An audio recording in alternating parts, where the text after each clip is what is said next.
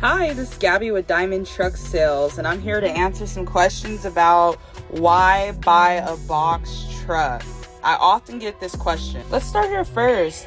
No CDL is needed to buy, operate, or finance one of these box trucks. I hear a lot. I think it's cheaper to rent one weekly. But if you rent one weekly, it's running about $900 a week as opposed to owning one for about $1,200 a month. And you get a 26-foot box trailer for free with it. Most of the trucks we have in our inventory too that are box trucks are going to include a lift gate. As you can see here, they're all properly working.